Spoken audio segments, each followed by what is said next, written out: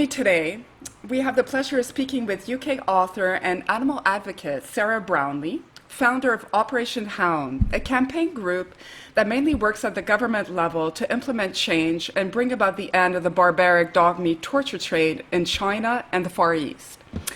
Operation Hound's mission statement: to spread awareness about the dog meat torture trade in China and Southeast Asia to the international community, and campaign to international governments to apply pressure to countries where the trade exists. Operation Hound understands that the eradication of the practice can only come from international pressure. Operation Hound seeks to unite the Anglosphere countries, namely the UK, USA, Canada, which I live in, Australia, and New Zealand, against the dog meat torture trade under one formal international agreement, which would see these 5 countries openly objecting to the practice and implementing repercussions if China and other countries do not put a stop to it. Operation Hound believes that Britain's exit from the European Union will result in gravitating closer to these countries, and a formal unification against the trade is the best way to display a show of strength against it. So you can find out more about Operation Hound on Facebook. You have, believe 3 subgroups for Operation Hound: USA, UK, and Spain, and also soon on their official website, which is currently under construction. So without further ado, welcome to the show, Sarah. Thank you. It's a pleasure to be on your show. Yes, I'm so glad you accepted the invitation to be on the podcast, because I was very excited when I read about your Anglosphere Executive Summary Agreement that you're trying to push forward, and you're very involved on the political front.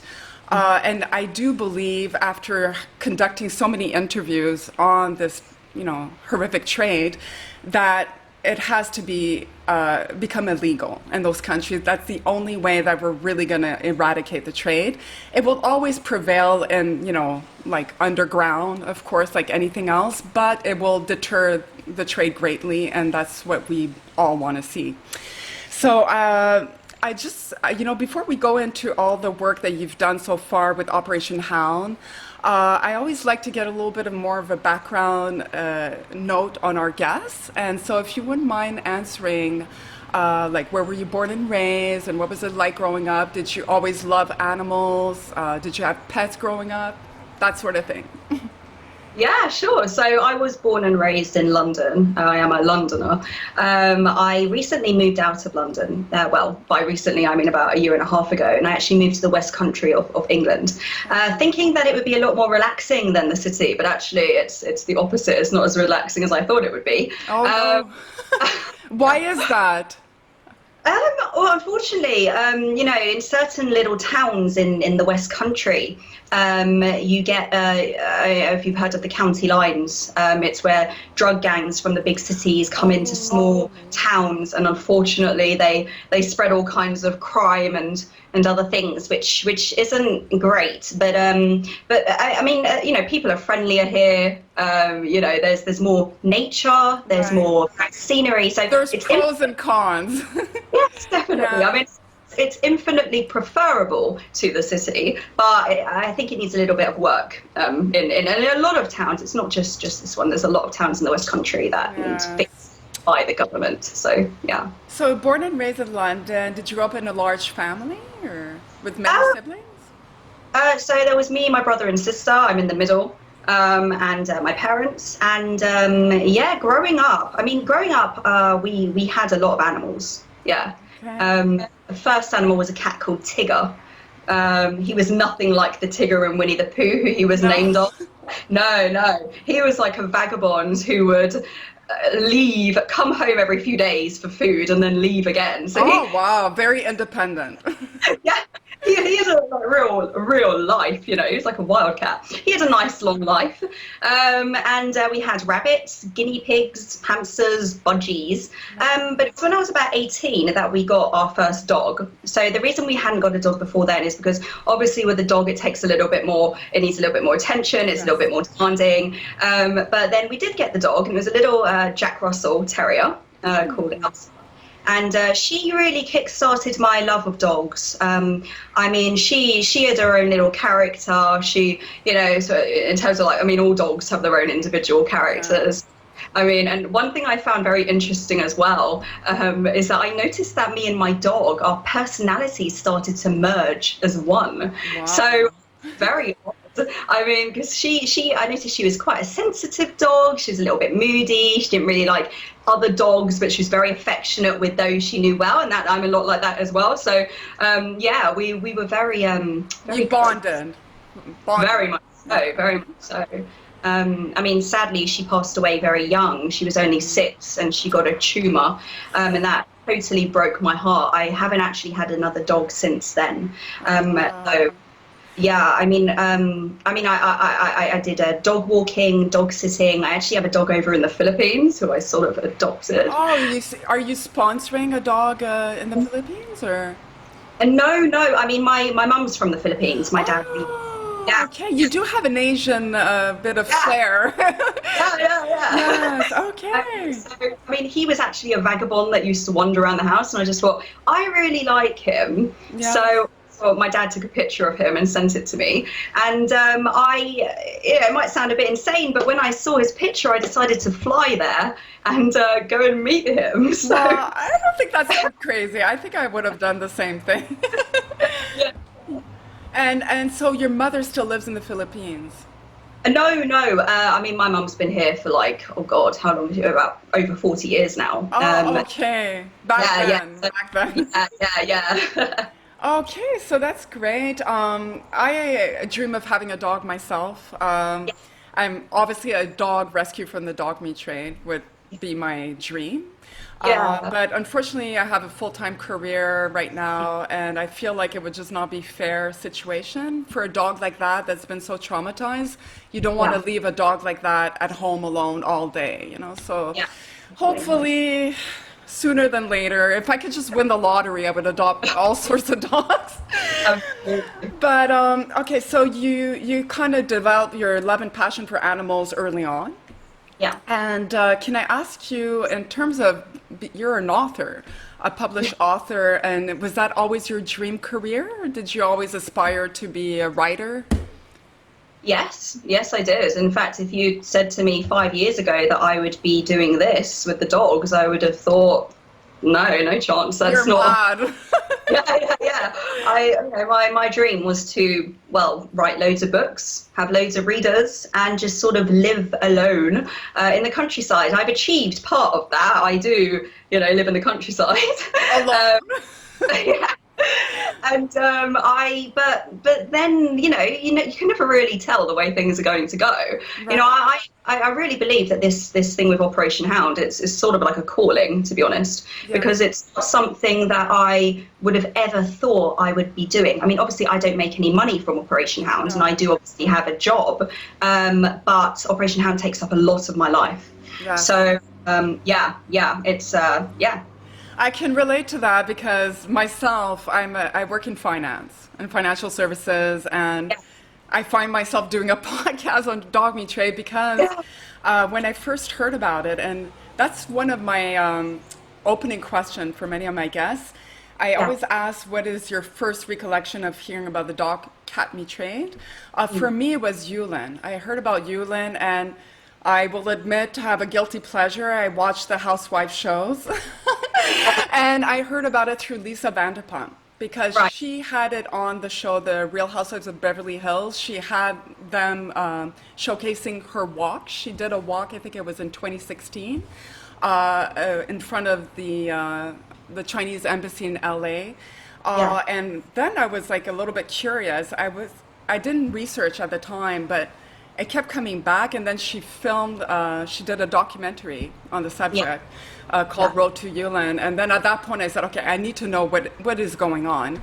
And so I researched on the internet, and I was completely traumatized by what I saw. I could not believe that this was possible. I was just, okay. And then I thought, okay, it's a festival once a year.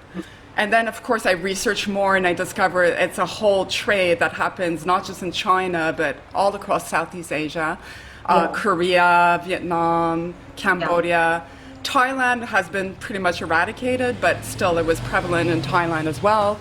And most of Southeast Asia, Indonesia. And so the more I read about it, the more I was thirsty to understand what was uh, what was causing all of this. Like, what? It's one thing to kill an animal to consume it. It's another thing to torture it. And you say it well. Like, let's not pretend it's anything but torture. It is a torture trade. I mean, these dogs are physically mutilated. They are tortured because of this prevailing belief, and we'll talk about that later. But we'll start with the opening question. When was your first recollection about hearing about this trade, the dog cat meat trade? So I believe that it was probably around 6 years ago now. I think it was. And like you, I'm pretty sure it was Yulin, because that's the one that's had the most exposure in the international. Yes. What I did when I found out about it is I went on YouTube, and I wanted to know more like you did. And I went on YouTube and I just typed in, dog meat trade. And I was all of these videos of horrendous videos, what they do to the dogs, real footage. And I remember at the time just weeping my heart out. I was weeping for days. I was in such agony because I thought, how can this happen? And what can we do to stop it? Yeah. So, I mean, that was probably around 2000, I don't know, maybe 2014. But at the time, I had no desire to create a campaign of my own or organization of my own. It was a case of what I think a lot of us do when we find out about it is, I mean, I would donate to charities such as Soy Dog and HSI and the very well-known charities. And that was my way of helping, and obviously people about it if I could. And it's a great way, honestly. Yes, we need absolutely. people to donate, because without donations can't do make any progress. Exactly. But then it took on a life of its own, I suppose, a few years later.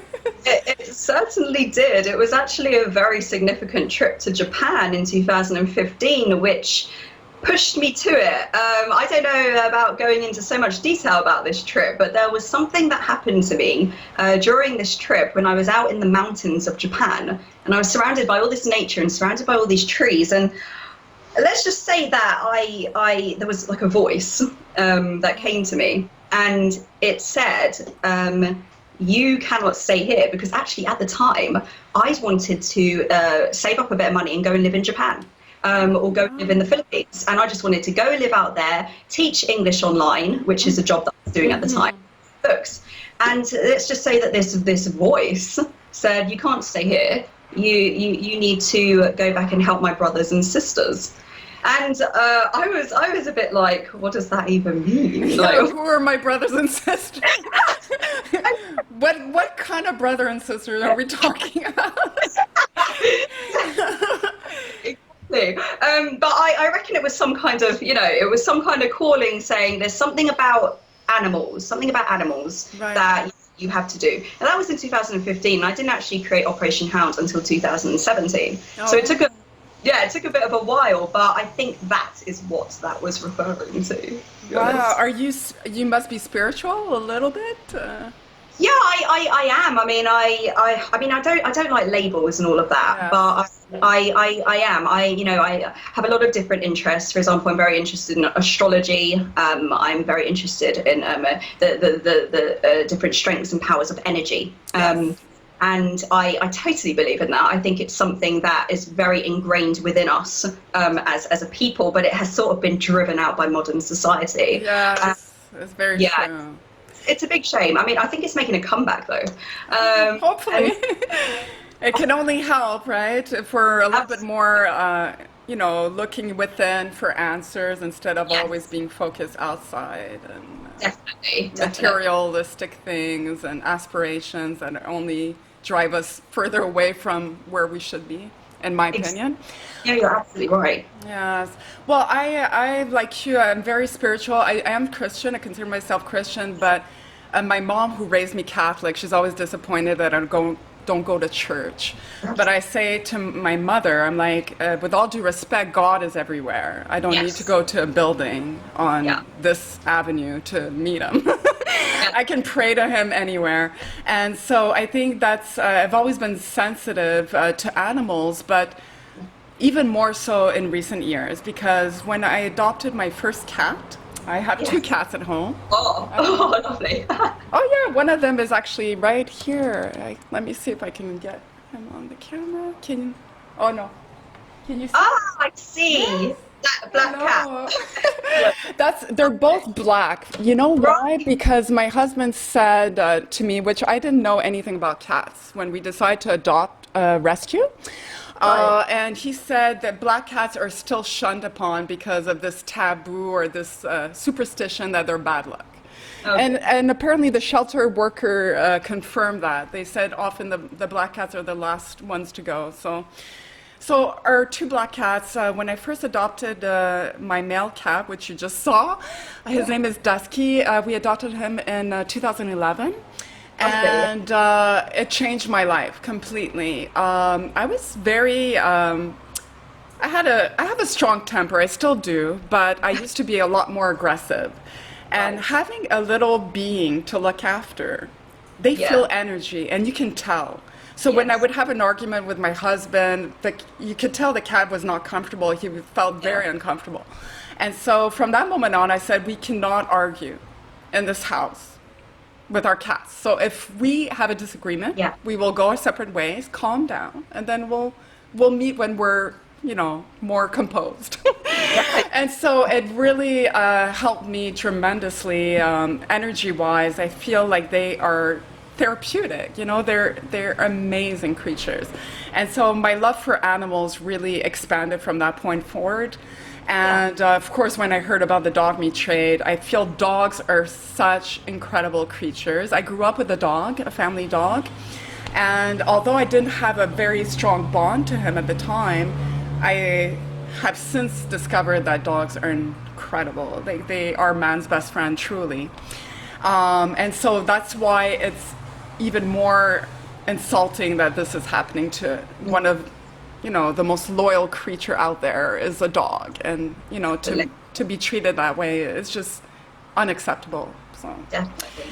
So I think we're on the same page for that. Yes. All right, so before we get into a little bit more details about Operation Hound and your work and campaigning against this trade, I would like to take the opportunity to speak to you about the history of the dog meat trade, because so far it's something that's been alluded in my conversations with guests, because not many people know the true history. Where does it come from? Where did Sure. it start? Was it China and then it trickled over to other countries, or is it always in other countries as well?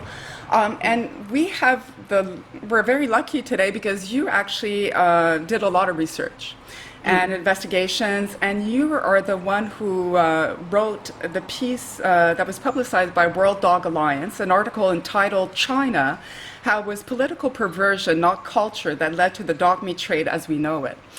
I read that article and I actually quoted it to some of my guests, and no one could really confirm, if they agreed with it. I mean, they said, most of my guests have said this. They say, who cares?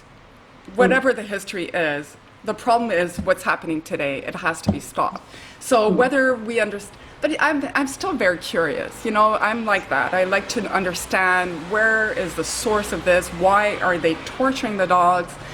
And so you mentioned in your article that according to your article, the practice of eating dog meat takes its origin all the way back to 1912, when the Qing dynasty, the Manchus, who revered and loved dogs, were overthrown by the Kuomintang Nationalist Party. As a symbol of their hatred towards the Manchu, they would boil dogs alive simply to spite them.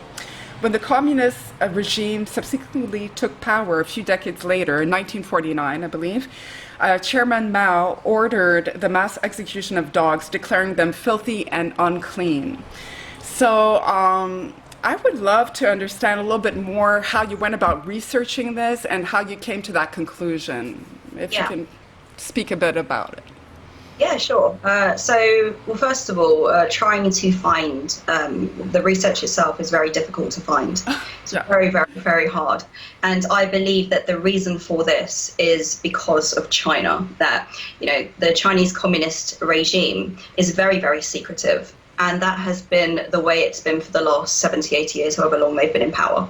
Because Chairman Mao might be gone, but the Communist Party ideals are still. Yes. So I actually, like you, I was very interested in the history because I believe if we understand history better, then we can use that information in order to make better progress. Exactly. Thank you. So, well, it was the case that I stumbled upon an article which mentioned about the KMT Nationalist Party, who, because they resented the previous Queen dynasty so much, and the Queen dynasty had been ruling for 300 years prior to the Nationalists coming in power, and the Queen dynasty, their first ruler specifically said, don't kill dogs, don't eat dogs, don't use dogs for fur, because dogs are man's best friend and they're very loyal, and he acknowledged that. Yeah. So, I mean, I understand that some people do dispute the article. Important thing about the article is it is my opinion, Yes. It's not like it is, factual. I mean, it's based on your research, of course, yes. But, it still boils down to your opinion because we cannot, confirm or corroborate some of these. Absolutely.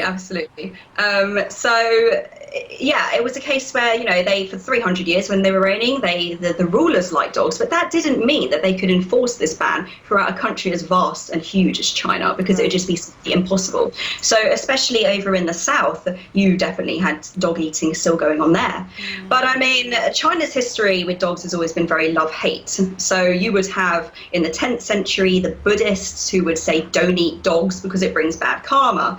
And then obviously you moved on to the Manchurians, whose rulers said don't eat dogs because they are loyal, but you would still get people eating them anyway. Right. And subsequent rulers throughout the 300 years, yes, they would eat them too. But what really struck out for me was when in 1912 I read specifically in this article that they would boil dogs alive at political meetings in order to spite the previous rulers. Because they knew that the previous rulers had a thing for dogs. Wow. So I then ordered the book where this article had quoted, and it's not a well-known book at all. It was actually very difficult to get my hands on it. Wow. And it was written by a man who had lived in China for a while, and he had managed to get this information because he was in the thick of it, and he could get history from there that we can't get because the Chinese Communist Party is so secretive about what goes on in that country. So when I read this, I thought, oh, hang on, boil dogs alive. I couldn't find any resources which suggested that the extreme torture aspects and the extreme cruelty had been prevalent for the last God knows how many centuries. Right. So I then, and then obviously when the communists got to power, things escalated even worse for these dogs because, I mean, Chairman Mao and his communist government didn't like animals anyway. They would order the mass execution of dogs up and down the country. And this is why, if you look at the last 100 years, when you had the nationalists, the communists, and what it's turned into today, where you get millions of dogs across China being stolen from their homes and being subjected to cruelty. But it's not just about the dog meat torture trade, because if you look at what goes on in China, at least the stories that come out where Chinese activists, they really risk their lives to get this information out. Yes. You get stories about police officers beating dogs to death in the street. You get stories about head teachers beating dogs to death because they followed their owners to school.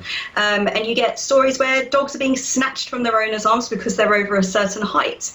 So to me, it appeared that because of what I took to be a political perversion, it actually created a sort of underlying hatred for dogs in the country. I believe, personally, based on the research. And I mean, if you hear stories coming out from the Chinese social media where they've got things like torture videos going around and people watching.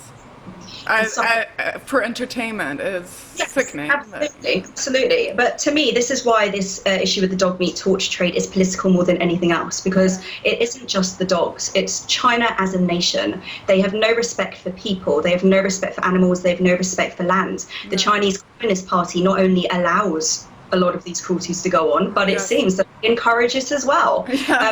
Refuse to put in any laws to protect these animals. So it seems to me like the head of the snake is the Chinese Communist Party, and the international community must zoom in on them if there is to be significant change. Absolutely. Because If you look at, sorry, No, no, go ahead, please.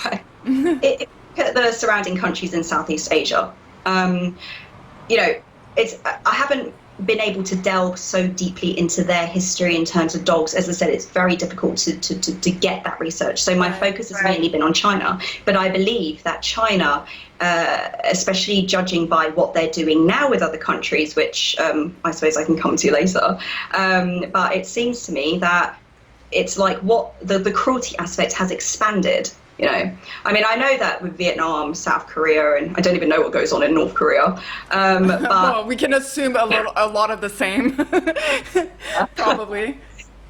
Hopefully not worse. yeah, I believe that the cruelty aspect, the torture aspect, I think it all has somehow stemmed from China, but obviously I can't prove that. But based on what I've read and what I've seen, I would say that's probably likely. I think I would agree with that because I've had some people come here, well, on the show, and they would be working mostly in South Korea to stop the trade there, but a lot of them found manuscripts, ancient manuscripts in Korea saying that eating dog meat would be good for your health, like, you know, especially for men. So that idea that it increases men's virility, etc. So I don't know, some of them said maybe it was from Chinese settlers that came to Korea and brought the trade. We don't know. But certainly it's prevalent in that culture as well, that eating dog meat is good, especially for men. It's very popular with older men, especially the older generation. But just to come back to the history, one of my previous guests did mention that because of the Communist Party, the regime took power in 1949, and there was a Chinese Civil War.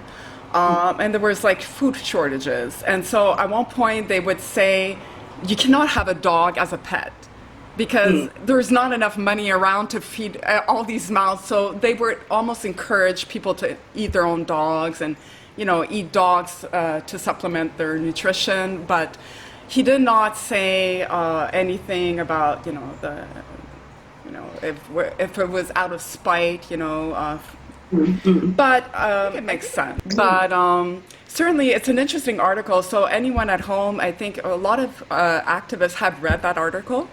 But if anyone wants to go see it, it's on World Dog Alliance's website, I believe. It is. Yeah. Very interesting article. So thank you for that.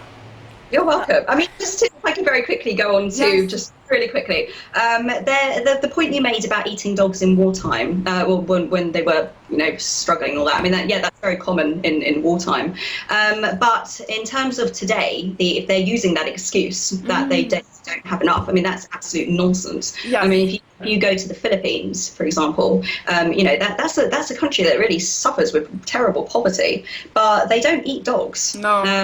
No matter how they will not eat the dogs. Thank you for saying that, because that's a fact. The people that eat dog meat are not the poor. The poor people might be involved in the trade, like buying and selling dogs, but we're not the ones eating and consuming it, because especially in South Korea, dog meat is, I think, twice the price of chicken. Yeah, so exactly. It's not for the poor, and that's not an excuse. The poor are vegan, like me. They probably eat more beans and rice than anything else. So very good point to make, because that was also kind of an excuse given that, it's their culture, they're poor, they don't have a choice. Well, that's nonsense, right? So also, we touched upon it a little bit, but I am very curious about the most shocking aspect for me when I first discovered the trade is, of course, Yulin Dog Meat Festival. You would see deliberate torture done. And I could not understand that. I'm like, aren't we all human? Don't we have a little speck of, you know, decency in our hearts? But when you see an animal struggling, being put in a vat of boiling water, struggling for his life, screaming, you would think that would compel you to stop. I don't understand the mentality behind that. And also, the more I would research, I learned about this mythical belief that tortured dog meat. And I'm still not sure if it only applies to dogs or if it applies to any animal. But tortured dog meat specifically, it seems to be coined as a great health booster. It helps give you stronger stamina and increases virility in men. And so for that reason alone, they feel like the more suffering and pain the dog endures during his death, the better the meat will be, the greater the medicinal properties of the meat. I'm sure you heard the same thing. And what is your thought about that? Do you believe it's a widespread belief throughout the country, or is it, where does it come from? I mean, I think that, yeah, I definitely think that the people who consume the dog meat do believe that.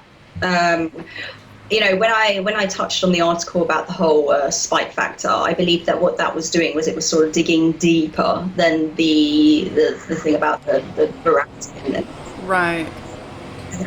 But yes, I do believe that there are people in the country who think mistakenly that if you torture the animal, it somehow helps, because actually one of the reasons why we have animal welfare laws, apart from obviously the compassionate aspect, right, is because we know that an animal that has been mistreated is not going to result in good meat for a human being. It's going to be tough, the meat. It's not going to be tender.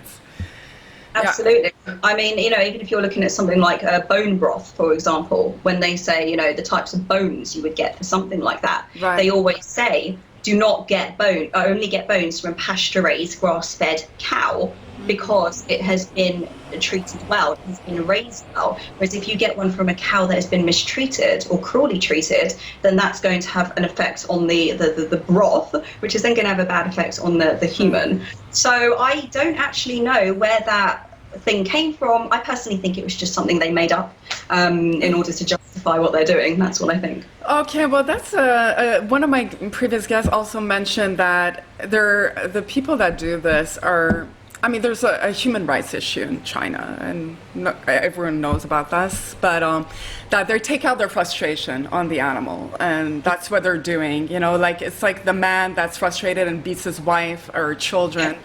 It's a little bit similar, where they are so in the trenches all day long. They deal with so much adversity in their everyday, that they take it out on the animals, and they actually take pleasure in that. It's a bit of a sick thing that, and when we think about it, these people that do this, they have children. The children watch them from early on, and that's the most damaging thing that you could do to a child, because it's normalizing violence. It's saying to the child that animals don't have feelings, we don't have to care for them.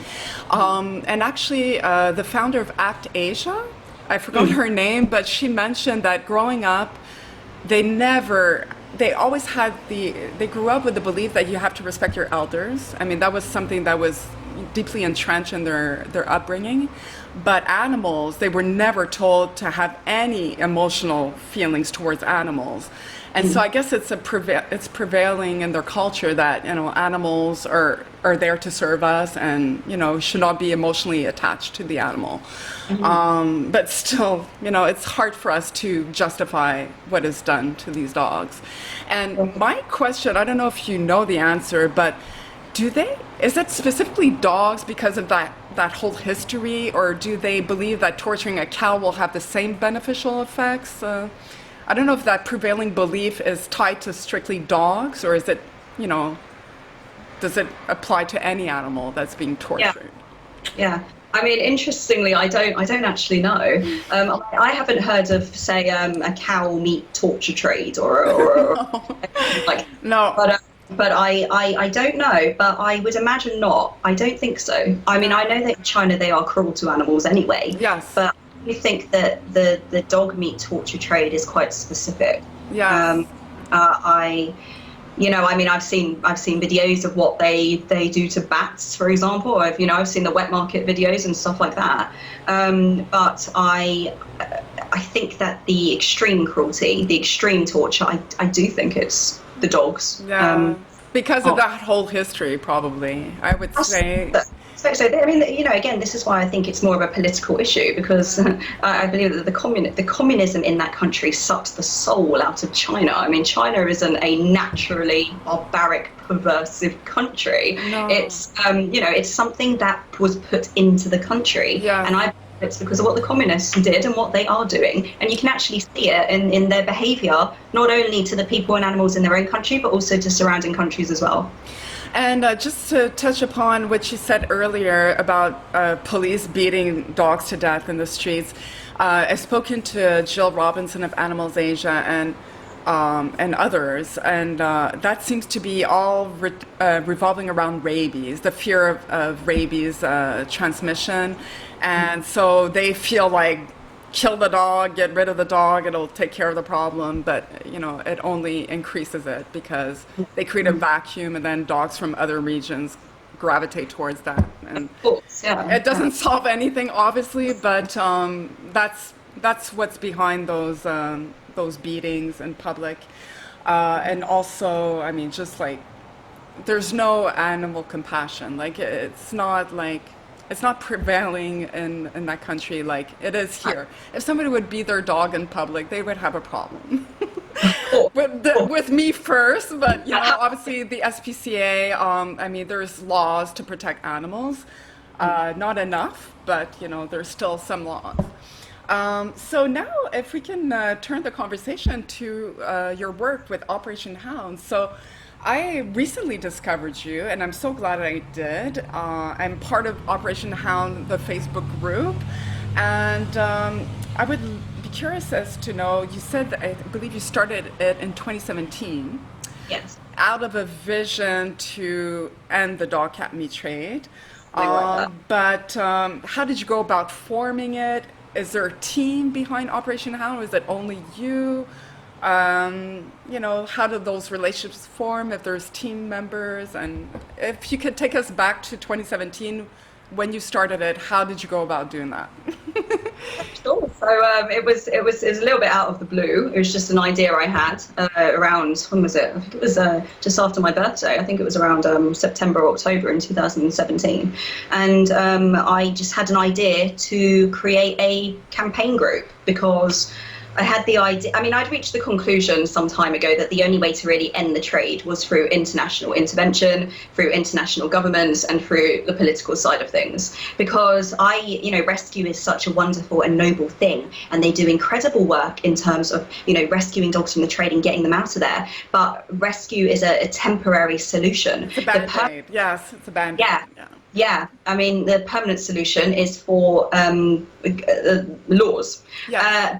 I also knew that there was no way that those laws were going to come of their own accord over in China, and probably other countries as well. So the only solution I could see was that somehow the international community would have to mobilize and get involved and step in and make it very clear that it was unacceptable, which is incredibly very difficult task because, you're doing it from the outside and to first convince your own governments to actually do it. Yes. So I created the group. It was just a little Facebook group at first. I got in contact with Michelle from Fight Dog Meat. I'm sure you know. Michelle Brown, yes. Yes. I mean, they do fantastic work, and they've got a massive following. And actually, it was very interesting because a few months before I created the group, there was actually a protest that Fight Dog Meat had organised in London around July 2017. At that time, I was not in contact with Fight Dog Meat. I didn't have Operation Hound. I just saw the advert for the protest, and I said to my friend, "Let's just go." And I borrowed. Yeah, I saw it on YouTube, and I was like, "Wow, why can't I have that in Canada?" I was a little jealous, to be honest. But it was a march, right? It was like a lot of people in London, right? It kind of was. I mean, it was supposed to be like it was a worldwide thing. So it was supposed to go on in different cities and different countries. And I just remember, oh look, this is going to be huge. Let's do it. So me and my friend went. We borrowed a dog from a friend to bring along with us, and we went. And now when we got there, it was there was only about 30 people there. and apparently there had been some problems with the organisation and people who were based here, and there'd been some kind of sabotage work going on. So it turned out that unfortunately the protest was not as Big. as it should have Just been. start back. Sure. So when we got there was only about 30 people who were there, including us. And, you know, people had really made a massive effort to come down. People had come from all the way from Scotland, for example, to London. You know, people would get there, these massive leaflets and shirts and things like that. And so I just said to myself, okay, I'm just going to take charge of this, because otherwise everyone would have just wasted their time. I was like, I love it. You're like last minute, but like, let me take charge. So I just said, all right, everyone, gather round. Right, this is what we're going to do. Right, we're going to march down Trafalgar Square. We're going to be chanting out this. We're going to see if we can grab that megaphone from those student protesters over there and talk about the trade in Trafalgar Square. And I was like, right, we're going into groups. You two go there. You two go there. You go and talk to those people. And it went on for like a couple of hours, but we managed to somehow salvage the damage that had been done. Now, what was interesting about that is that a few months later, I then created Operation Hound, and I got in contact with Fight Dog Me, and I told them about, you know, what I wanted to do and about what happened in the march and stuff like that. And we got on very well from then. And so, yeah, we had help from Fight Dog Me in terms of growing the group, and it kind of just escalated from there, because everyone in the animal activist world kind of knows each other on Facebook anyway. Yes. I was never on Facebook until I heard about Yulin, and everyone was telling me you have to be on Facebook because a lot of the activism happens there. Yeah. Because before that, I was like, I don't need Facebook in my life. I'm not that popular. I don't have that many friends. It's okay. But it is a great place to network. Absolutely. Yes, very much so. And so the group only had about 700 members at first in the first few months. 700 is pretty good. Oh my God, I would have loved to have that. That's the interesting thing about groups, as I'm sure you know. I mean, for every 20, you might get one, which is willing to. Yes, that's right. You know. So frustrating, but oh well, there you go. But yeah, and so we built the group up from there, and then that was when I started getting in contact with other groups, organisations, some of the activists in America and World Dog Alliance as well, who obviously wrote the article for, and things sort of just escalated from there, and it sort of developed into its own sort of mobilised little group. And what we would do is focus always on campaigning to governments. That's what we specialise in, writing emails, letters and stuff like that. So from the get-go, you started it with that idea in mind, and do you have anyone with you, like a friend that helps you? Because it's a lot of work, right? So are you heading all this alone, or? Well, I do pretty much. I do a lot. I mean, of course, yes. I mean, I write the emails, the letters, you know, all the posts are pretty much from me.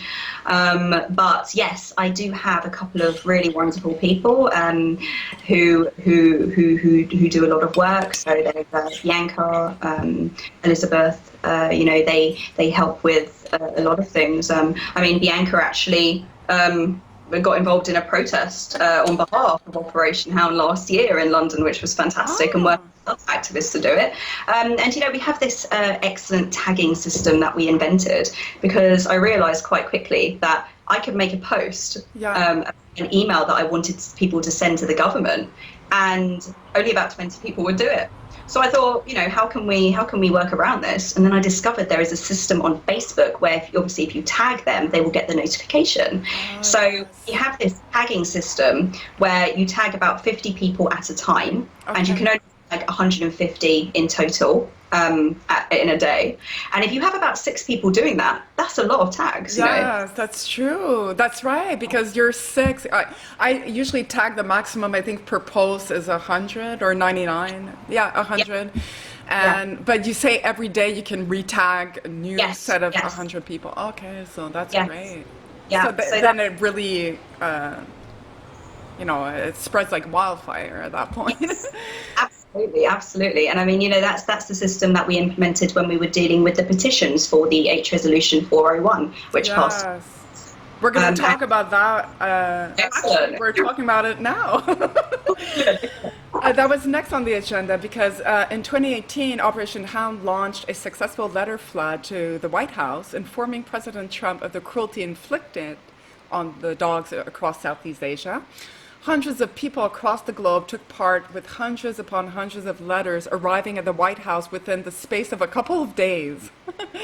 So that had an impact. A few weeks later, the Trump administration banned the consumption of dogs and cats in the United States. That was in December 2018, I believe, prompted by a combination of hard work from various activists around the world.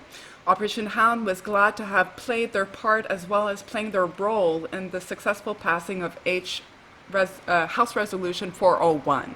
401 is a statement to all nations that, it condemns the dog cat meat trade, right? So that's the difference between House Resolution 401 and HR 6720, which is the law in the US that you cannot slaughter and consume dogs and cats. I'm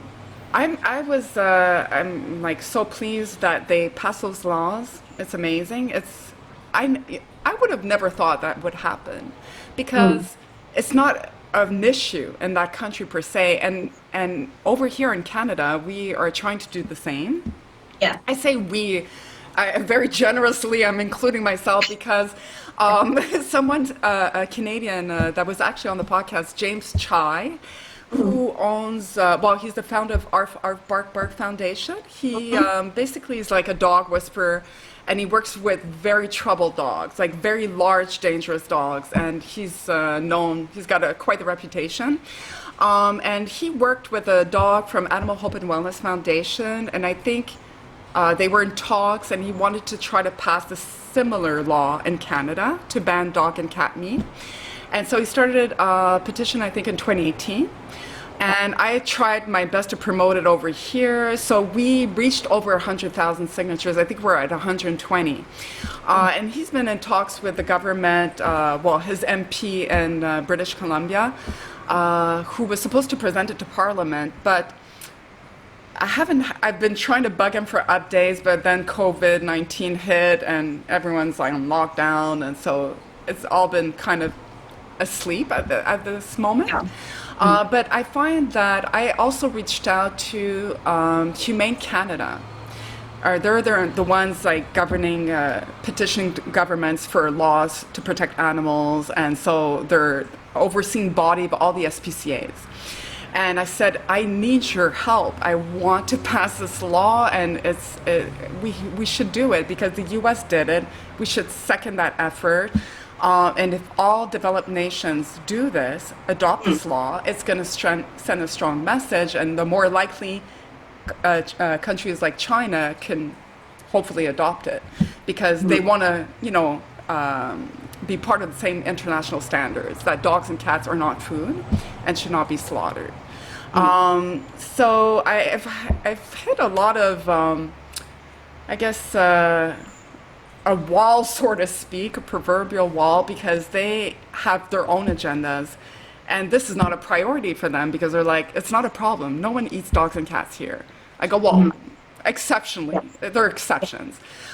So for them, it's not something they really feel should be pushed. But I guess they're failing to see the bigger picture. And, and I know England as well, like in 2019, they tried to pass a similar law as HR 6720, and it basically hit a roadblock because DEFRA Secretary, Michael Gove was the one who tried to order the move in the summer of 2019, despite dog meat being rare in the UK, and that's always been the argument, right? So if it's not an issue here, why should we pass a law? But dog groups persuaded Gove that it would send a powerful message to Southeast Asian countries where the practice is still very rife. It was regrettably blocked by the Minister of Justice for fear of being culturally insensitive. And that infuriated a lot of us. Obviously we were all very frustrated because it's not being culturally insensitive. I mean, what they're doing to dogs is offensive to us, right? And, Absolutely. We need to take a stance for what is decent. This is inhumane. And I think we need to take a strong position on this. And I know you feel the same way. But I'm curious, like, was Operation Hound involved in that campaign to pass a similar law in the UK? I'm assuming you were kind of involved. Yeah, we were kind of involved. I mean, we weren't officially involved with, I mean, it was the World Dog Alliance who've been pushing for it. We weren't Yes. actually, involved per se, but we did do a lot of work to try and push for it. You know, we did mobilise the group. We would send out loads of emails, loads of letters to DEFRA, to Michael Gove, and say, you know, we've got to get this banned because, look, America's done it. Let's do it, you know. But it was, like you said, it was a wall. It was a roadblock. It wasn't going anywhere. Now it could still happen, of course. Yes. And I think it's more likely that it will happen because of obviously the coronavirus. Yes. But it was after a few months, we then turned our attentions to the Anglosphere Executive Agreement.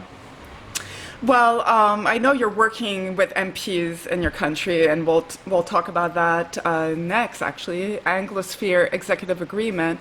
I should have posted it because I would love to read some of it, but I do have an excerpt from your agreement.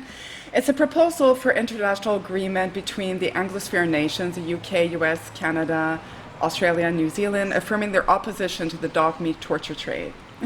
My cat's getting impatient. He's like, Mommy, when are you going to feed me? Okay. I swear to God, he's got a bowl full of food, so he's not starving. Okay, so the excerpt from your executive agreement. While dog meat torture trade exists across the continent, much of the cruelty and lack of progress, and when we say continent, we're talking about the Southeast Asian continent. So much of the cruelty and lack of progress in the area stems from China. In South Korea, growing protests and a precedent that has expressed disdain for the practice indicates progress is being made. In Vietnam's capital, Hanoi, they will introduce a ban on dog and cat meat in 2021. In the Philippines, the practice has all but died out ever since British Prime Minister Margaret Thatcher's government discussed threatening to withdraw foreign aid from the Philippines if dog meat was not banned, which resulted in a widespread ban and a decline in dog meat throughout the years, with less than 1% of the population today consuming the meat, much of which is demanded by Chinese and Korean settlers in Baguio City, Luzon. China is unique in the respect that it has shown no willingness to ban the practice. The appalling cruelty and lack of animal welfare laws means that an international unification against the trade is necessary. So when I read that, I was like, yes, let's do it. It's very inspiring, and you have a way with words. Obviously, you're an author, so it's very invigorating, and it should be a viable option for these governments to adopt this law and to band together, because what you're looking to do is impose sanctions on China because, you know, China is the second largest world economy, and many will say that it will become the world's biggest economy eventually. So they obviously have to have trading partners, and if you're imposing restrictions, trade restrictions and tariffs and sanctions, a little bit like President Trump has been doing, then you can maybe kind of force their hand. And at least adopting animal welfare laws, that would be great, and banning the practice. So I'll let you tell us a little bit more about this agreement and how you came to word it and who you've approached and where you're at with it. So a lot of questions for you. Absolutely. No, excellent. Okay, so well, the agreement is very tied into politics. It's a very political thing, and it is also intertwined with Brexit. So, you know, when Britain decided to leave the European Union, it wasn't just a case where they were divorcing themselves from the EU. I could definitely see other potentials as well. So if you look at, for example, the trading situation with China, like you say, they are the second biggest economy in the world. Yes.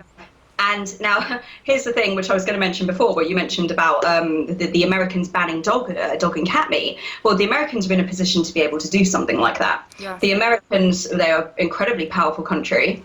If they decide that President Trump, he has no problem with insulting China. He has no problem standing up to China. I kind of like him for that. But he can do it because America is such a powerful country. Yes. Now, Britain, after World War II, when they sacrificed their empire, and then they became reliant on the EU, and then they became reliant on China, is now in a very, very vulnerable position and much more weakened than we were in the past. So I have no doubt in my mind that if Britain was still a superpower on the world stage, that they would definitely take action against this trade. But when we communicate with our MPs and we speak to them, the answer is almost always the same. They sympathise with us, they agree with what we're saying, but they don't want to offend China because of trade. They need them, yeah. Exactly. Money rules the world, right? That is exactly it. That is exactly it. And that is the major problem. Which is why I realised that the only way to actually get the international community involved was to, well, I don't want to say destroy China's economy, but definitely weaken them on the world stage. Yeah. It was the only way to do it. And I also believe that if China is targeted effectively, then it will result in a domino effect across the continent. Because China are, this isn't the age of empires, but China are behaving like an empire. That's what they're doing. They're expanding, and they're doing it without any resistance. They're moving into countries, and look at what they're doing with Hong Kong. Yes. Absolutely. The Chinese settlers who've moved into Cambodia. I mean, Sound of Animals organization has reported that before Chinese settlers sort of swept in, the slaughter were only killing between 5 and 10 dogs a day. But now it's increased to 200 to 300 dogs a day in order to appease the Chinese and Korean settlers who've moved in. Oh. So it appeared, and also in the Philippines, because of Margaret Thatcher's influence over the country in the 1980s, and her threatening to withdraw foreign aid, and the Filipino president not wanting that to happen, apparently dog meat is actually on the rise in Baguio City and Laguna because of Chinese and Korean settlers again. So it's not painting a very good picture for China, but I did not know Margaret Thatcher. I mean, that was a phenomenal move on her part. Like, I don't know if she loves animals, but I'm so grateful that she did that, because we need another strong lady like her. Yeah, absolutely. Oh my God. I mean, with Thatcher, it was a case of where apparently she went to the Philippines and she was photographed with a dog carcass hanging from a stall, and the British public was so angry about it, they were in absolute uproar. So she discussed threatening to withdraw foreign aid with her cabinet, and Australia actually discussed the same thing. So the president at the time actually was like, oh God, we really don't want that to happen. Let's just ban it.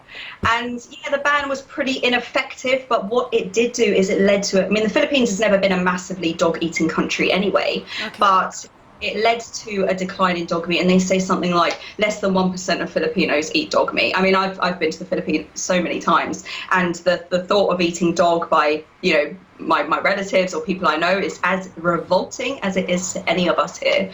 So that is, it actually shows the power of international intervention. I mean, obviously the Philippines is very different to China, and we're in a very different era, but I 100% believe that there is a way to do it, and I do think the Anglosphere Executive Agreement is the way to do that. And I agree with you, because, I mean, especially a country like China, their economy has to be hurting for them to make any kind of drastic move. And it's it's very unfortunate to say, because I know so many Chinese activists are as appalled as us about the trade. And they risk their lives, like you said, so I have a lot of compassion for them, and so many Chinese are against this, but unfortunately they live in a communist regime and they don't really have a say in it, it's unfortunate, but that's the truth.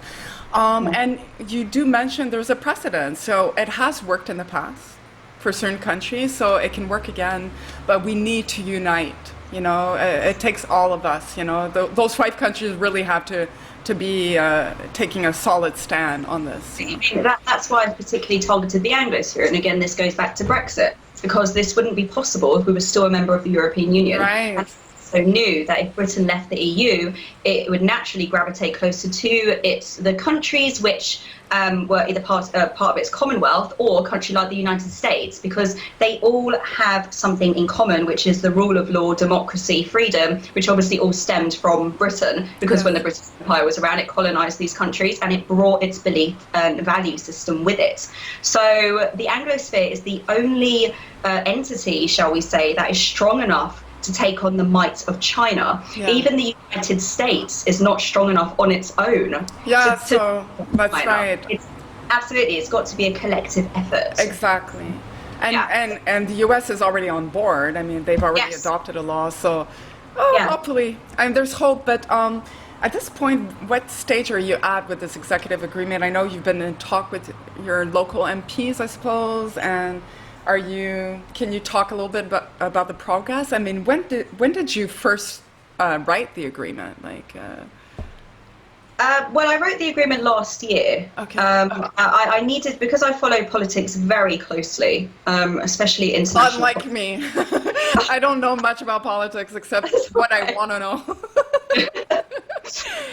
But I wrote the agreement, and I keep saying it, but it all does boil back to Brexit. And that's why I was partly such a passionate Brexiteer myself, because I could see the potential of Britain leaving the European Union.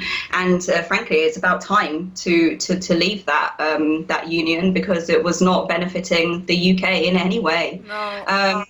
And so I wrote the agreement, and I knew that there were 5 countries that needed to be part of this agreement. And these countries, as one unified force, would be a real force to be reckoned with, especially when dealing with a country such as China, which is so arrogant in the way that it responds to the international community. It has no respect for us. It has no respect for anything, any living thing on earth. No. So it is time for the international community to take a firmer stance against them, because diplomatic measures won't work with the Chinese Communist Party. No. I wrote the agreement. I knew that, first of all, it needed to be an international agreement that was formal. And secondly, it also had to have repercussions attached. Because, yes, you could have an international convention which simply says, we object. Yeah. But unless you have repercussions, it won't have any impact. They'll say, oh, glad you object. Yeah, we'll keep killing our dogs. Like, it charges to be like, stuff you, who cares what you. So it needs to have repercussions attached. Yeah. And the only way that we can obviously make these repercussions is if we damage their economy. So that's why all 5 of the countries have to unite. And, I started saying to the group, right, that's it. Let's not focus on the dog meat ban in the UK anymore. Let's focus on the international executive agreement. So, yes, we were sending that to our MPs. I'd say most MPs probably have a copy of it by now. Now, the answers from the MPs are always very evasive. Yeah. They don't want to go into too much detail because they know they have to be careful with what they say, and they can't say anything that could be potentially offensive to China. Right. Have had a couple of MPs who have been much more favourable towards the agreement, and they are very prominent and influential MPs. So the agreement at the moment, I believe, is in the hands of the Foreign Secretary, but we have to wait and see at the moment what happens. And if it comes down to it that the Foreign Office doesn't want to pursue the idea, we do have another plan in place to get it moving anyway. So it's not like it's the end of the world if it doesn't. But your lips are sealed on that one. I'm afraid so, yeah. Yes. Oh, but that's great. I think. Is there, in your opinion, the UK having already tackled the idea in 2019, in the UK to ban the dog cat meat trade, is there a country that you think amongst the 5 that would, apart from the US, of course, that would be more favorable than others? Australia, for example? I do think Australia would, yes. I do. I mean, it's very hard to say at the moment. I mean, I do tend to go a lot by my intuition, to be honest. I mean, yes, I have a rational mind, but my rational mind is there at the beck and call of my intuition. So if I feel something, I will usually go with that, because what I found is that my intuition doesn't lie, whereas my rational mind can get things wrong. Yes. So I feel in my bones that the Anglosphere will get closer together. I also feel in my bones that China is no way going to come out unscathed because of this coronavirus. The international community is going to completely surround them because of it. Yes. And it's very important to me that when this day comes, which it will, that the dogs are at the forefront of the change that needs to come. We're not doing all this work for just, we'll include some animal protection laws. We want the thing to be banned, right? So absolutely. Yeah. And I think with China, you really need to come down hard on them, because they're not going to listen otherwise. So, yeah. If I can just mention, because I think it was John Daly of Soy Dog that talked about that we do not want the trade to be regulated. You know, like farm animals, they're under certain regulations, so the transport, the slaughter process, the breeding is all governed under certain policies. We don't want that because, well, at that point it'll be very difficult to ban a trade that's part of, livestock. But not just that, he says dogs, there's no way you can humanely breed dogs and slaughter them, because dogs will fight each other. They will bite. I mean, it happens on dog meat farms in South Korea, where they start cannibalizing each other. It's their temperament, right? So they're not made to be confined, and it's not in their DNA. First of all, dogs. The difference, I know it's an ongoing debate, because I'm vegan, and there's a strong vegan community here in my city of Montreal, and they often say, well, it's the same thing that they do to farm animals. So why are you so objecting to this, a dog cat meat trade? But I say it's not the same thing. I go, firstly, it's the deliberate cruelty, the deliberate torture aspect that I object upon, because I can say with honesty that if it was the case that they would slaughter dogs in the same way that they slaughter farm animals here in the West, I would be obviously very upset. I would find it extremely sad to do that to dogs, but I would not have the same strong position that I have today against the dog cat meat trade, because for me, an animal is an animal, and all animals deserve respect and compassion. And so for me, this is the sticking point with me, is the dog cat meat trade is a deliberate torture. And it's also, dogs were never meant to be food.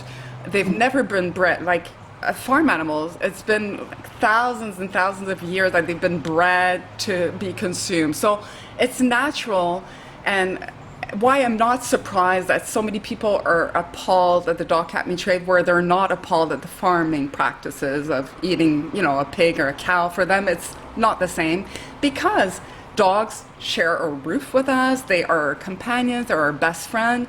And to see that being done to a dog is offensive. And I see the distinction. I mean, you can see nuances. I mean, like you, I have a rational brain. I understand the history. I understand that it's been, most of us have grown up with meat-eating parents. It's kind of common knowledge that we eat cows, beef, chicken. That's on every table in every country. So naturally, we would be a little bit more offended at dogs being slaughtered like this, especially the deliberate torture. So there's a difference. At the end of the day, there is a difference. And I always say, if you want a vegan world, to my vegan friends, if you want a vegan world, truly want it, wouldn't it be easier to attain that world by eliminating a category of animals from slaughter? And wouldn't dogs and cats be the most obvious choice? Because dogs and cats are not consumed in most of the world, only a certain part of the world. So wouldn't that make sense? Wouldn't that be the first step? And, I think it is the first step. And so for me, that's why my fight is so strong against this, because I feel the minute we can eliminate it, eradicate it, then we can move forward with other, animals. And all animals, I feel like, should not be mistreated. And there's a lot of mistreatment on farms. It's unfortunate. The case of the cow walking in the pastures, being free and happy, and being well cared for. It's an exception. It's not the commonality. Most people buy meat from their supermarket, and that's from farm factories. And it's appalling. I've seen some footage. I'm very sensitive, so I can't watch all of it. But, it's appalling. So there's work to be done there, for sure. But this is why I'm so adamant about eliminating at least the first category of animals from slaughter, which is dogs and cats. And I don't know if you want to express your opinion about this, because I know one of the things that motivates me to fight the dog meat torture trade is because I want to honour the bond between man and dog. That is very important to me, because if the animal has given so much service and companionship for thousands of years, and then suddenly this bond is completely disregarded, then I personally think that's majorly offensive to the service and the loyalty that they have shown us for such a long time, and that they continue to show us. So that is why I'm particularly focused on the dogs. Now, in terms of the dog meat torture trade, is one of the biggest fights that you could take on. You're dealing with a massive cruelty that is being protected by culture. It's being protected by a government. It's in a country in particular which the international community cannot defend. And if this fight were left to people eating vegans and vegetarians, we wouldn't get anywhere. The entire society has got to rise up against it, and that includes meat eaters, vegans, pescatarians, vegetarians.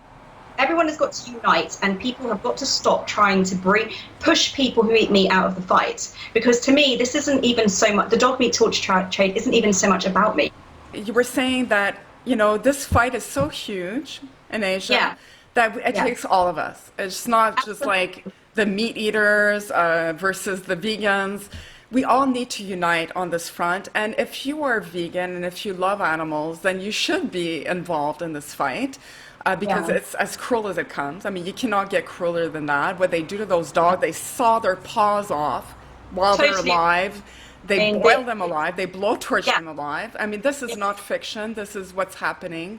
It's not everyday occurrence. It's not like, there's some slaughterhouses more methodical. I mean, they beat the dog to try to, and then they put them in boiling water, and maybe the dog's alive or maybe it's not. But the practice is cruel, inherently cruel. And in Indonesian markets, it's common. Dogs are routinely blowtorched alive because that's part of the deal. Like, they're like, oh, I want this dog blowtorched alive, and this is the way I want him slaughtered. There are restaurants in China where people can choose the dog. They go in the back room, they pick a dog that's in a cage. They say, I want to eat that dog, I want it killed this way, and I want it served this way. I mean, that is disgusting, Yeah. And if you want the dog to be beaten to death, that's what they're going to do. I mean, this would not be permissible in any other country. I mean, in the countries in the West. And so I do agree with you. I mean, I don't have a problem with anyone fighting animal cruelty.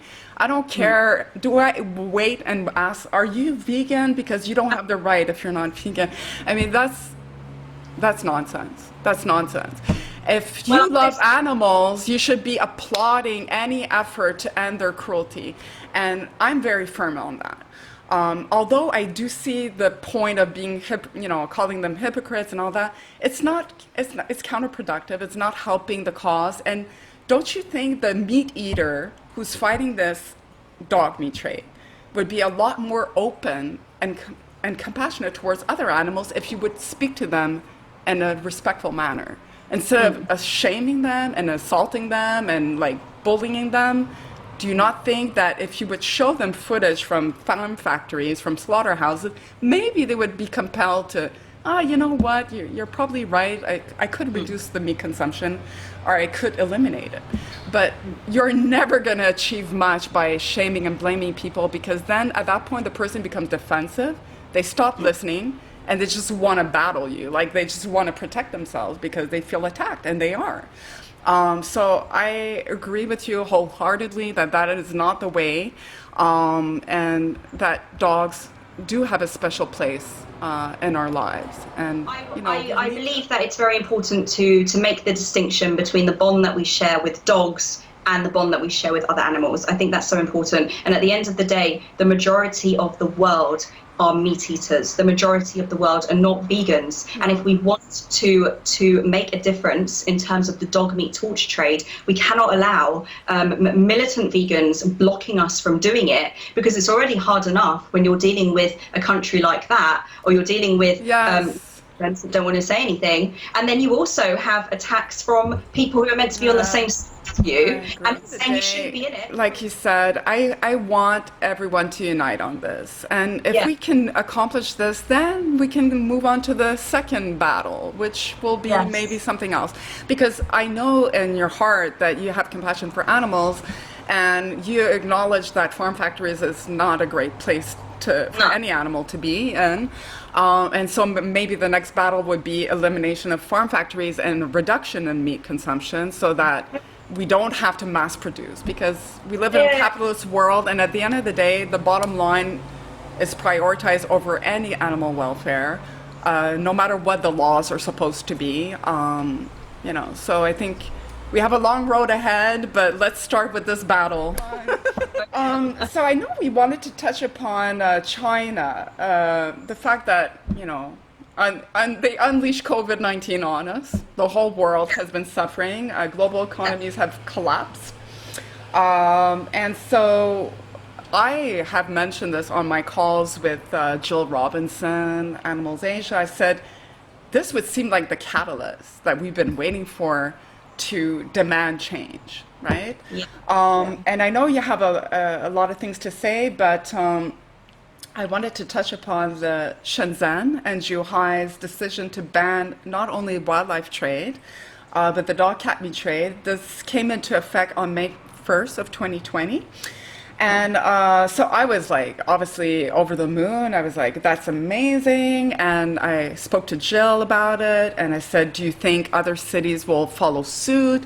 And she goes, well, obviously we would only hope for. I mean, it's certainly setting a precedence, and it's a landmark decision. So what was your reaction on the news? Because it was mixed. I felt on social media, especially Facebook, people were like, especially particularly when the China's Ministry of Agriculture came out on April 9th saying that they were reclassifying, or they were redrafting the list of animals that can be farmed for meat and fur after COVID-19. And they mentioned that dogs would now be reclassified as pets or companion animals. So I thought, oh my God, if they're off the livestock list. I was missing a little bit of information, but I thought this would be a clear game changer, because I said no one could eat dogs. If it's not part of livestock list, technically it's illegal to slaughter and consume them. But people were like, no, it's not going to have an impact, because here's my cat. Oh my God, honey bunny. Oh my God. Oh, he's lovely. Okay, little baby. All right, so I did it again. So that's it. So I was encouraged by it, but the reaction was mixed, because they said dogs are not on the livestock list. So it really is a statement.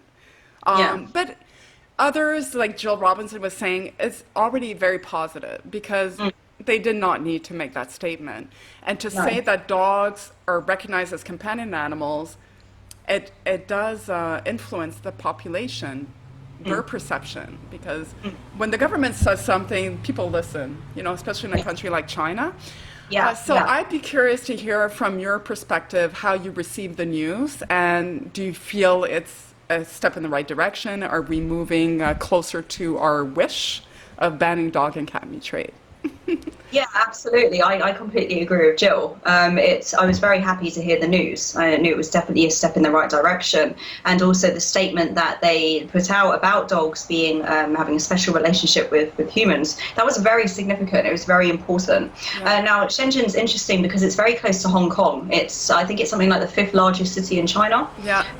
And it's a metropolis. It's a bit more progressive.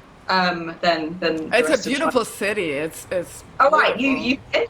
Oh, I have never been, but I've seen it in pictures, and Oh, lovely. Yeah. they are the transition between Hong Kong and Yeah. mainland China. So it's huge, and they have a lot of tourists, and it's a big Yeah. city. Yeah. Yeah. I think it was excellent, and I think that it definitely will help us in terms of getting something done about the trade from an international perspective, because then we can. I mean, when I wrote the agreement, I had said, because I wrote that last year, I'd said, oh, there's been no incentive in China, and then this ban came along. Yeah. And that ban is so important because it does show that there's incentive in the country to ban dog meat. And that strengthens our position as well with the Anglosphere Executive Agreement. And that's why I personally think that that ban was great news. Yeah. Oh, yes, I agree. And obviously, Zhuhai followed suit, and hopefully other provinces as well. Yeah. But my question to Jill was like, Shenzhen, I don't think they would have a large dog meat consumption. I mean, I don't know, but she said, well, it's in the Guangdong region, and Guangdong is huge, dog meat trade. There's a huge trade of dog meat because it's in the south. So there's like a lot of regions in the south, Guangxi, where Yulin is located, and Guangdong, and I believe there's another one that I forgot, but it's the south, and then there's a part in the north, up from the border that borders North Korea. So that's another big mecca of dog meat consumption in those regions. So I think it's obviously encouraging, but will we ever see the dog cat meat trade? That's always a question I ask my guests. So I don't know if you want to tackle that one. Are you hopeful that it will happen in your lifetime? And yes? The total eradication of it. No, not in this lifetime. I totally believe that it will be banned in this lifetime. And especially the coronavirus, I think, has actually sped things up a bit. But do I think that the countries themselves will sort of be like us, where we don't eat dogs and cats at all? No, it won't. But what matters is getting the laws in and getting the governments to say this is not right, and then what will happen from there is that it'll reduce greatly, obviously. Absolutely. So it might not happen in our lifetime where it is completely eradicated, but most definitely in our lifetime there will be laws put in place. Yes.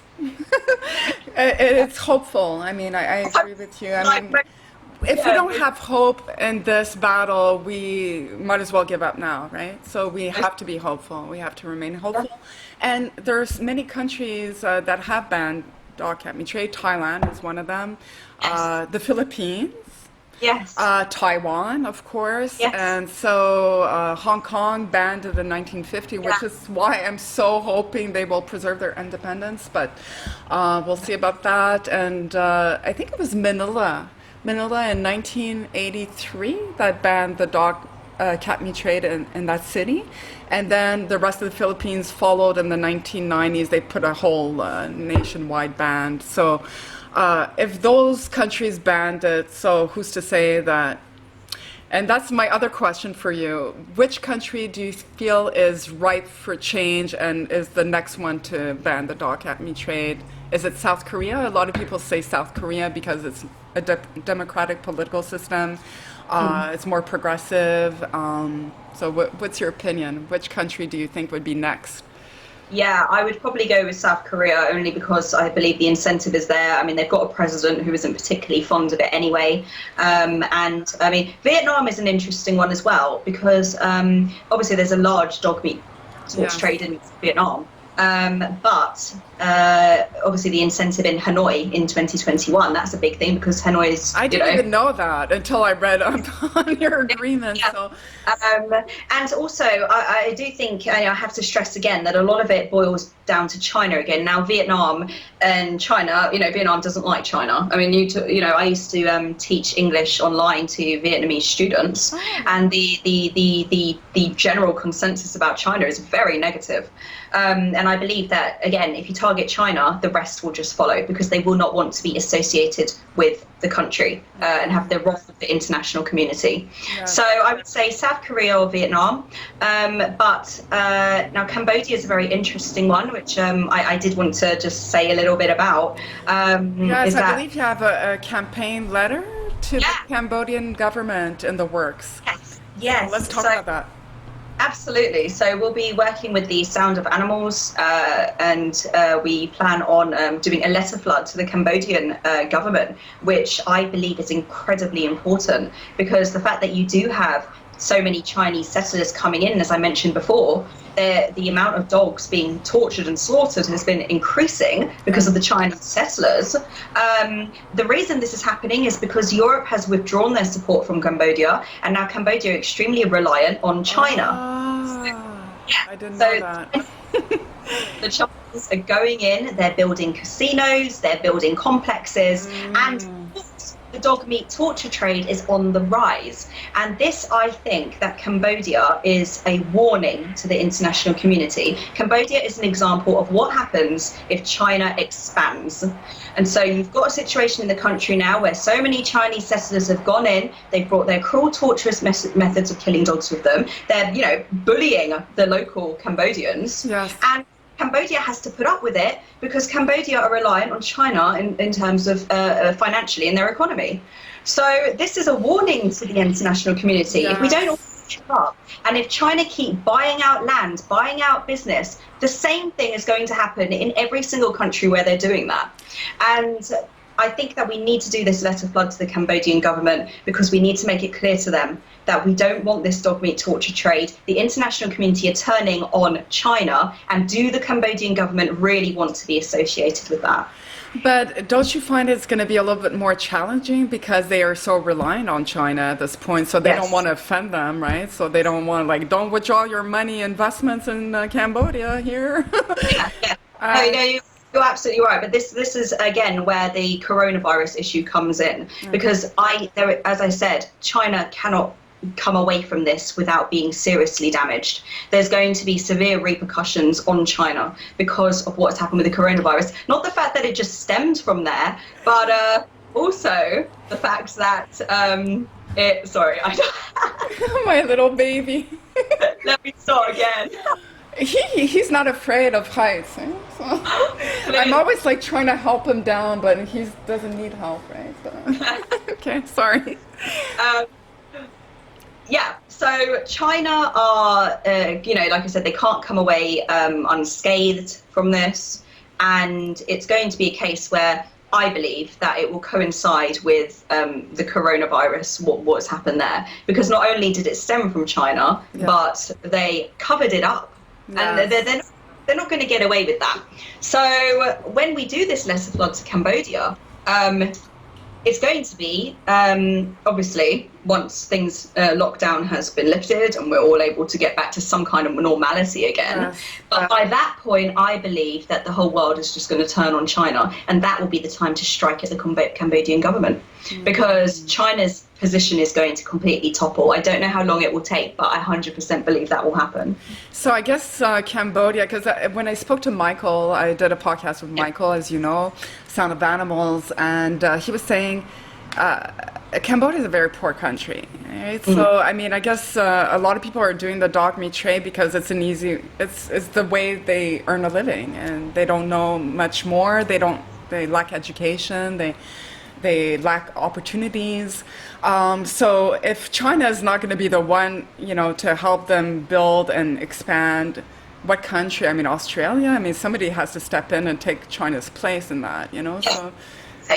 Yeah, absolutely. I mean, it's not something that I can give a very clear. No, I know. I realize, but that was my first thought. Is if they're so dependent on Chinese, and the Chinese are helping them build and expand their economy, it's going to be that much more challenging for them to say, oh no, step away. We want to distance ourselves and remain poor. I mean, you know what I mean? It's an obvious obstacle, but like you said, it's going to come at a point where you're going to have this in place, this agreement in place, and you're going to be like targeting China, and so maybe they don't want to be part of it, right? So Yes, exactly. And I believe that, China's things are only downhill for China from now. They are going to be seriously weakened now, and it will come to the point where they will no longer be in the strong position they once were. And that is when other countries will step up. And somehow or another it will work out, but it's just a question of getting there. that's the vision. That's the vision. Oh yeah, yeah. I'm very honored. You must have an influence on my cat because he's normally never in my podcast. Like I've tried to get him on the podcast, but I think you have a good energy. Wow, that is fantastic. I like cats. He likes Sarah. He likes you. Okay. And so lastly, I know we're running out of time. We actually overstepped our time limit. Do you have a few minutes left? Yeah. Okay. Yeah. So I did want to touch upon the what I call the dark side of animal rescue world, because ever since I've been on Facebook since 2018, I'm recent in this animal rescue world and animal welfare, but I've noticed there's a lot of infighting between NGOs. Whatever caused the initial I think it's a question that people want to darken the reputation of some groups in order to gain their donor base. I'm assuming it's all surrounding donations and money. A lot of nonprofits, unfortunately, they run their operations like it was corporation for profit, and the animals take the back seat to it, and that's a crying shame. But we've witnessed some slander and smear campaigns. I noticed it first with Mark Ching of Animal Hope and Wellness Foundation, which I was very upset about because when I first discovered Yulin, I saw Mark's videos. He was one of the first American, if not the first American. He's Chinese American, but he went to China not knowing anything. I think he was very naive. He had no idea what he was getting himself into. He made bad decisions like anyone. I mean, we're all human. His heart was in the right place. But he's come under fire, and he's been mixed in with some ideas that he staged torture videos in order to gain more donations and to make it more dramatic for people to go, oh my God, this is horrible. And also to, in his efforts to ban the trade in the US, a lot of people said that he staged the torture videos. I do not believe that. And assuming he documented the videos, he documented the torture, it's done in the same idea as Direct Action Everywhere does when they infiltrate farm factories and infiltrate slaughterhouses. The idea is to expose the truth. Because a lot of people deny, they don't torture dogs. Well, let me prove it to you. Here's the proof. So he put himself at risk. He was almost killed. He faced a physical harm. He risked everything to get this to capture the video, and now he's being blamed for it. When he did so much to advance the cause, I would probably not know about it so much if it wasn't for him. He was the instigator of a lot of the movement in America. So and then with The Sound of Animals, Michael Chor recently, he's come under a lot of scrutiny and criticism. And the smear campaigns, it's like presenting facts as if they're facts when they're not. There's no incriminating evidence. It lacks any kind of tangible proof of anything. Yet they're acting like it's a done deal, like this person is an animal abuser, this person's this. He put down dogs without a license. He's not licensed to do that. He pretends to be a doctor. God knows what else they're saying about them. But it's extremely damaging because at the end of the day, if people are led to believe this, they will not donate and they will withdraw their funds. And what happens to the animals in their rescue, the animals they rescued in their care? They don't have food, they can't fund their care anymore. And so it's very damaging, and especially when it's not true. You know, like Yeah. all this, if you don't have a proof, you should be innocent until proven guilty. I mean, I believe that. I think that's the way things should be. But they're acting like you're guilty until proven innocent. It's the opposite. And so I would love for you to speak and say your opinion. I know you released a video recently that I was so glad to see about Michael Chor and what he's had to deal with. He's been called a pedophile. I mean, it's appalling, you know, the way he's been treated. And luckily, he's got a lot of a good support base. I mean, a lot of people are standing by him, thank God.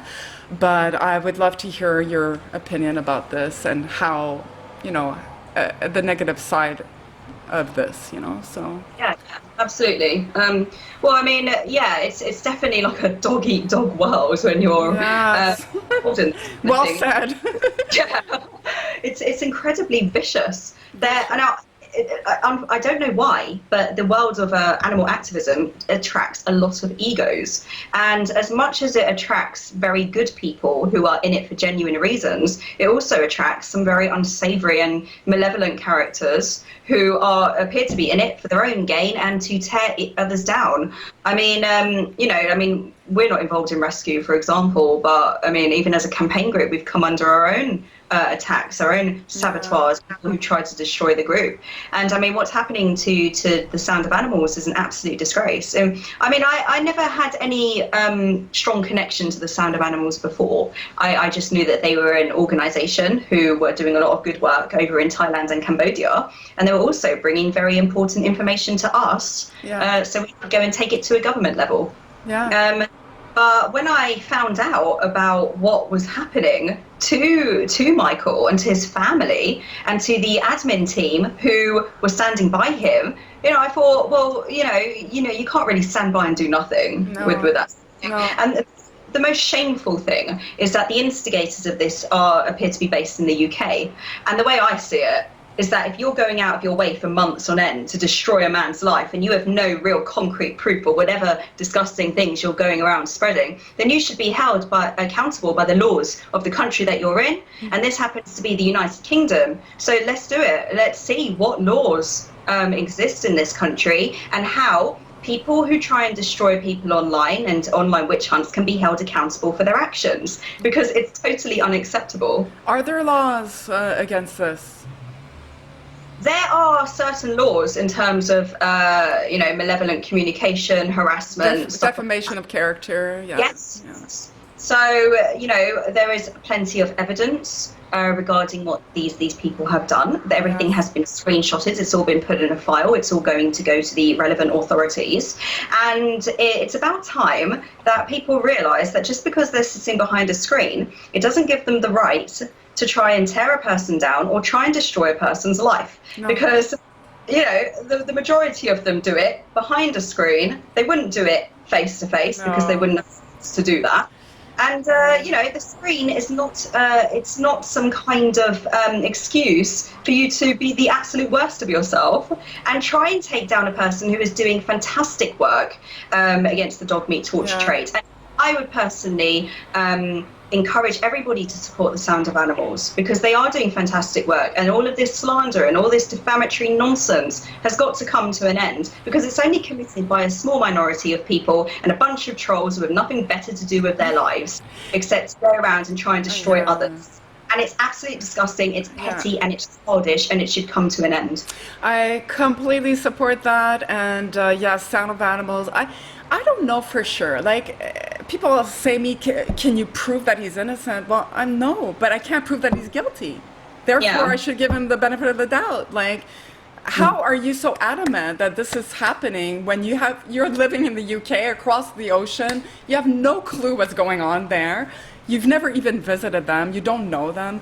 And to make such harsh judgments and try to drag other people into it it's just very damaging. And if you love animals, you know, this is extremely, you know, it hurts the animals at the end. Yeah. So if you love animals, don't participate in those smear campaigns, because you're only taking away from the dogs that you apparently care for.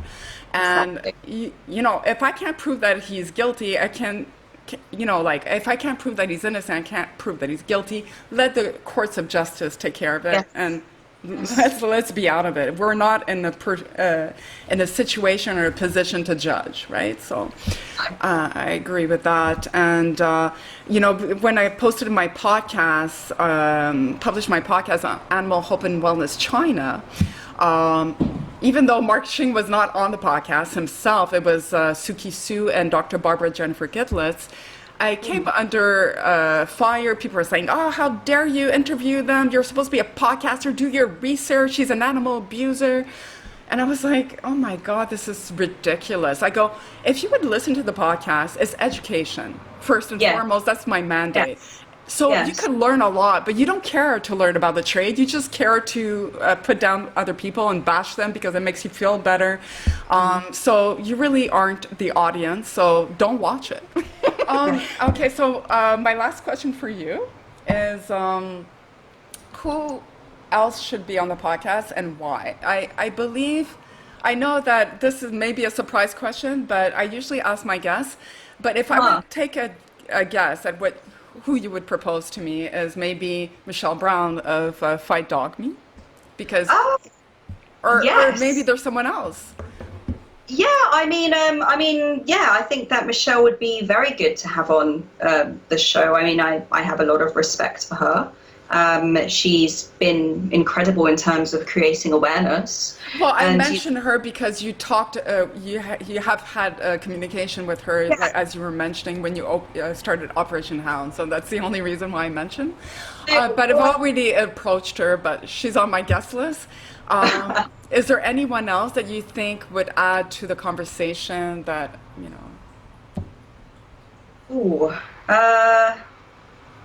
Gosh, I can't actually think of anyone at the moment. Well, that's fine. You can email me. Yeah, I will. I would go with Michelle. I think that she's, like I said, she's done a lot of great work. She has created incredible awareness, and she knows a lot. She's been in it longer than anybody else. She's been doing it for years and years, and she, because she has all her direct contacts over in China and Vietnam, she knows far more, I think, than many people about it. She's got very invaluable information and has spread incredible awareness. So yes, I would say Michelle is probably a great. Well, Michelle, I'm gonna come after you. You're gonna have to be on the podcast. And so at this stage, where are we at? Any call to action coming soon? The Cambodian campaign letter. When should we expect it? That should take place as soon as lockdown is ended. Okay. Yeah, we need to make sure our post offices are accessible. So make sure everyone takes part in it. But there are a couple of other things. There's a very important petition which I will be opening hopefully in a few days' time. It's very similar to the last petition that I did, except it's on a different petition site. And we need to get loads of petitions for that because it is going to put even more pressure on our government to do something about China. And the other thing is that if we have any UK members and stuff like that, we always need more people to send the agreement to their MPs and put pressure in regard to that. So those would be the main CTAs that we have going at the moment. That was one of my questions for the Anglosphere Executive Agreement. Do you have anyone, like Michelle Brown, is she working to petition her government in Australia about this, or have you communicated with her? No, not about the agreement. Obviously, we will be looking into sort of expanding more for particularly the USA, Canada. Yes. Well, I'm here, so like if you need me to do something, like if there's anything, I'm looking towards you for my cue, because I said earlier, I do want the ban to be placed here, and I do want us to be part of this agreement. So I think there's no reason why we shouldn't. So if I can be of help, I'm out there. Like that would be wonderful. Yes, that would be perfect. Do you know any other Canadians that are working on this?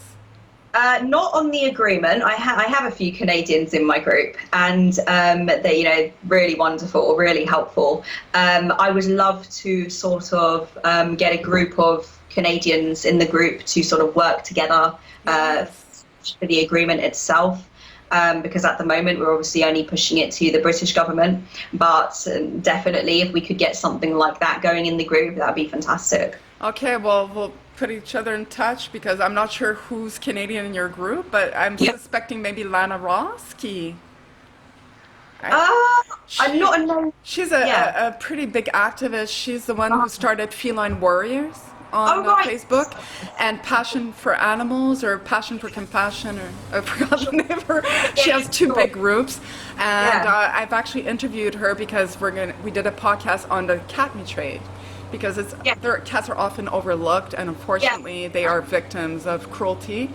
So yeah, we'll get together as Canadians and work and fight with you. So That would be brilliant. I'm so grateful for your time. I know you've been extremely generous. We're almost at 2 hours. So thank you, Sarah. You're a great discovery. I'm so encouraged by all the work that you do. I thank you so much. I'm very grateful because we need strong people with a strong voice like you to lead the way. And you seem to be a natural, innate leader. So Wow, thank you for that. Well, it's been my absolute pleasure to be on your show. It's been a real privilege talking to you, and I'm really, really glad that we got to discuss so many things and come to understandings about everything. And I agree. It's been a great conversation. And just so people know, we'll be posting the links to your Facebook group in the description below. And also your website, is it coming up soon? Or? Yeah. It's under renovation at the moment, but it will be done soon. So the best place to send them is the Facebook group. Definitely. For more information. Yes. So please join the fight. And, Sarah will lead the way. Indeed, I will try. Thank you so much. Take care. Lovely Thank to you. have you, and we'll probably have you on the podcast again as more updates and news comes in. So, all Thank right. you. Thank you, Sarah. Ciao.